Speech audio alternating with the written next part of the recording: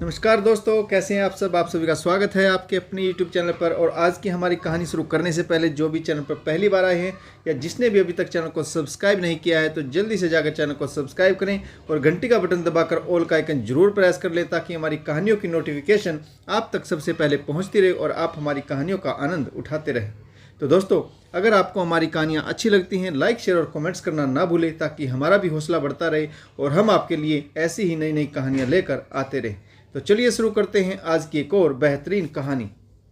मीरा एक कस्बे में महीने भर पहले विधवा हुई। उसकी आयु 30-32 साल है। शादी के 10 साल हो गए थे परंतु उसकी कोई संतान नहीं थी। सास बहुत तेज थी। एक ननद थी जो शादीशुदा थी। सास मीरा से अक्सर तू मैं करती रहती थी। मोहल्ले वाले सास बहू को लेकर चटकारे लेते रहते थे। पति बस का ड्राइवर था जिसकी रोड एक्सीडेंट में मौत हो गई।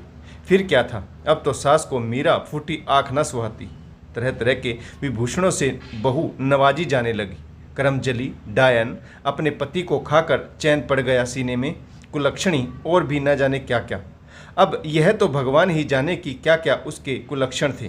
क्या पति के मरने के बाद बुजुर्ग सास और ननद की जिम्मेदारी उठाने को कुलक्षण है?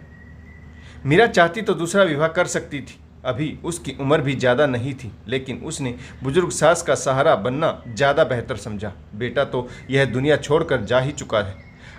अब सास किसके सहारे जिएगी? इसीलिए मीरा ने सास और ननद की जिम्मेदारी अपने कंधों पर ले ली। घर खर्च चलाने के लिए बच्चों के एक क्रैच में आया बन गई। हाथ में कुछ पैसे आते तो ज़रूरतें पूरी करने के बाद अपनी मनमर्जी से खर्चती। सास से बिना पूछे यह बात सास को अखरने लगी। विधवा हुई, उसने कोई अपराध तो नहीं किया। सिंदूर ही तो उजड़ा है, शरीर तो बाकी, इच्छाएं बाकी। क्या उसका मन नहीं करता कि वह अच्छा खाए और अच्छा पहने? पति की मृत्यु के बाद एक विधवा स्त्री को हर वक्त यह प्रमाणित करते रहना पड़ता है कि पति के जाने के बाद भी वह पति के नाम की माला ही जपती है। उसके सिवा उसकी जिंदगी में कुछ और महत्वपूर्ण नहीं। आखिर विधवाओं को जिंदगी भर पति के नाम पर मूर्ति बनकर रहने के लिए मजबूर क्यों किया जाता है? क्या वह मनुष्य नहीं? मीरा इन सब से हटकर स्वच्छंद जिंदगी जीना चाहती थी। सजना संवरना, ठेले पर चाट पानीपुरी खाना या फिर शाम के शो में कभी कभार पिक्चर भी चले जाना। और एक गलती उसकी यह भी थी कि उसे बच्चा नहीं था।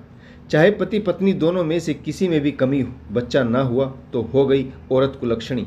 अब पति का श्राद्ध निपटाकर फिर से वह अपनी दिनचर्या में आ गई, यानी क्रैच में काम पर जाना, दिन भर शाम तक घर का काम करना और फिर शाम को दुकानों में ठेलों पर घूमना, खरीदना, खाना, टहलना और साज श्रृंगार की चीज़ें खरीदना, पहनना।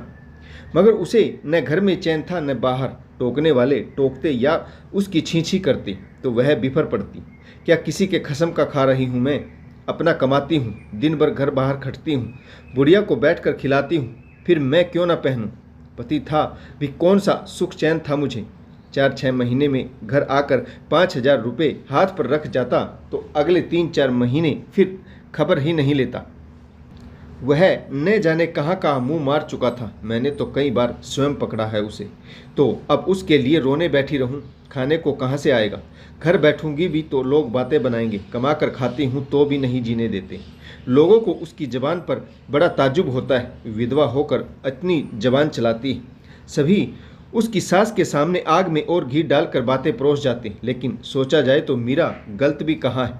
पति साल में 4-6 महीने में एक बार आकर 8-10 हज़ार रुपये देकर अपना काम खत्म समझे, जिसके रहने न रहने से मीरा को खास फर्क भी ना पड़ा।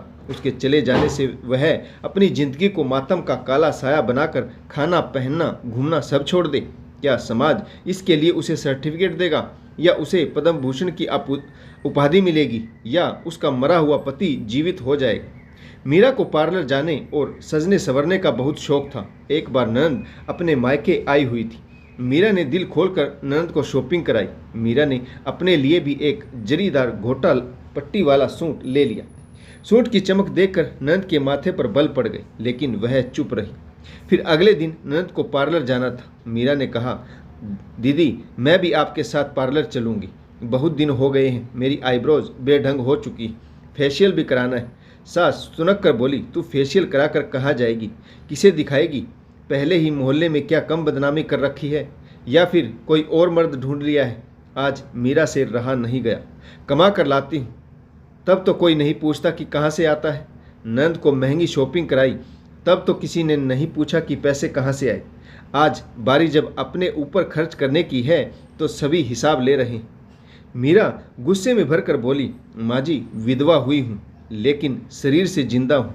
अभी बूढ़ी भी नहीं हुई हूँ। मेरे शरीर की भी कुछ ज़रूरतें हैं। ज़रूरत पड़ी तो मैं पुनर्विवाह भी करूँगी। कोई भला इंसान मिला तो दोबारा गृहस्थी बसा लूँगी। यदि आपको मेरे साथ रहना है तो रहिए, नहीं तो इस घर में मैं बराबर की हकदार हूँ। मीरा ने जब हक की बात की तो सास और नंद का चेहरा उतर गया। जिंदगी जीने के दो ही तरीके हैं, एक जैसा चलता है वैसे चलने दो, दूसरा ठान लो जिंदगी बदलनी है। मीरा चाहती तो मजबूर विधवा की जिंदगी बिताती रहती, लेकिन उसे बेचारी बनकर नहीं जीना था। कुछ समय बाद मीरा ने अपने स्वयं का क्रैच खोल लिया और अपने एक सहयोगी के साथ पुनर्विवाह कर लिया। बेमन से ही सही सास नंद ने भी इस काम में उसका सहयोग किया। आज मीरा के 2 बेटे हैं और वह खुशहाल जीवन जी रही है। तो दोस्तों, आपको यह छोटी सी कहानी कैसी लगी कमेंट्स करके जरूर बताइएगा। आशा करता हूँ कहानी आपको जरूर पसंद आई होगी। इस कहानी में किस पात्र की भूमिका अच्छी रही और इस कहानी से आपको क्या सीख मिली यह भी कमेंट्स करके जरूर बताइएगा। और कहानी पढ़ने के लिए आप सभी का बहुत बहुत धन्यवाद। जय हिंद, वंदे मातरम, भारत माता की जय, भारत माता की जय, जय जवान और जय किसान।